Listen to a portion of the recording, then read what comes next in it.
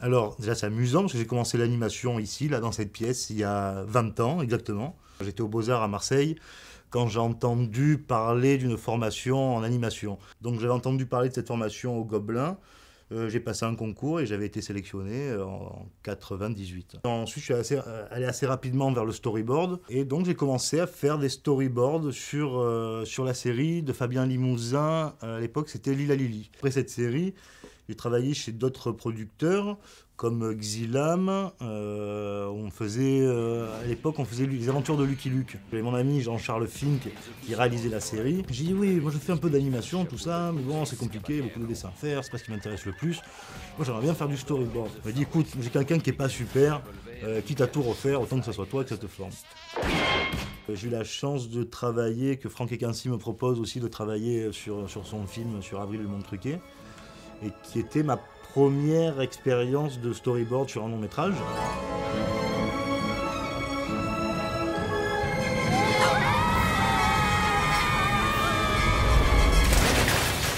En général, on a toujours une équipe de entre 3 et 5 boarders, souvent 4. Mais faire un board tout seul dans le long métrage, je pense que non, tu deviens fou, tu n'en vois jamais le bout. Au bout d'une dizaine d'années à faire des storyboards, j'avais la chance, j'étais retourné travailler chez Je suis bien content, sur un projet qui s'appelait Sally Bollywood, qui était réalisé par Jérémy Waro.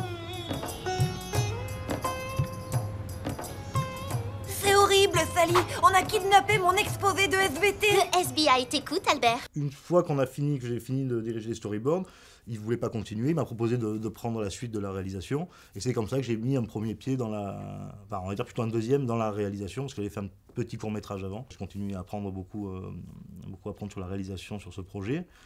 Et jusqu'à ce que Arthur Depince, qui est un vieil ami, qui est un ami depuis une vingtaine d'années, me propose de le rejoindre sur Zombilenium. Au début, j'étais arrivé justement juste pour écrire un peu avec Arthur, pour l'aider à écrire.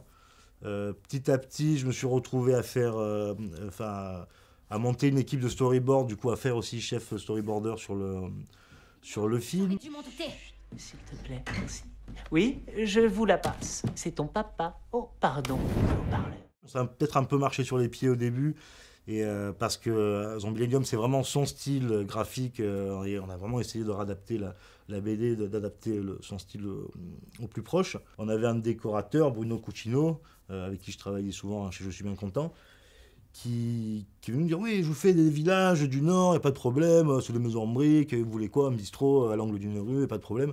Et il nous sort un décor, c'était joli, il y avait un petit guéridon, du lierre qui montait le long de la vitre du bistrot. J'écoute. Je connais pas trop, moi non plus d'ailleurs. Allez, viens, on part en voiture, on va se balader là-bas. On a vu que c'était pas du tout ça, donc il a pris une bonne claque, il nous a refait des dessins après qui étaient bien plus clairs.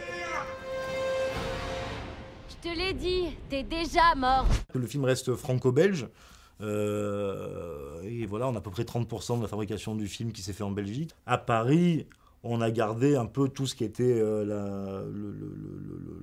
on va dire la tête du projet, en gardant le storyboard, l'écriture. On est parti en Belgique, à Charleroi, faire la construction des décors en 3D. On a fait une grosse partie de l'animation, on a fait 30% de l'animation là-bas. On est parti à La Réunion, chez Pipangaï, faire tout le reste de l'animation, 70%. On a fait la finition de l'image, on va dire le lighting et compositing à Angoulême. Avec les studios 2 minutes. La phase la plus passionnante, c'est un peu ce que je fais à côté aussi du montage, et j'adore ça, c'est de mettre bout à bout tous les storyboards qu'on a, d'essayer de voir ce qui en ressort, pour remettre tout à plat. Sur Zombilenium, on avait coupé presque 3/4 d'heure de film.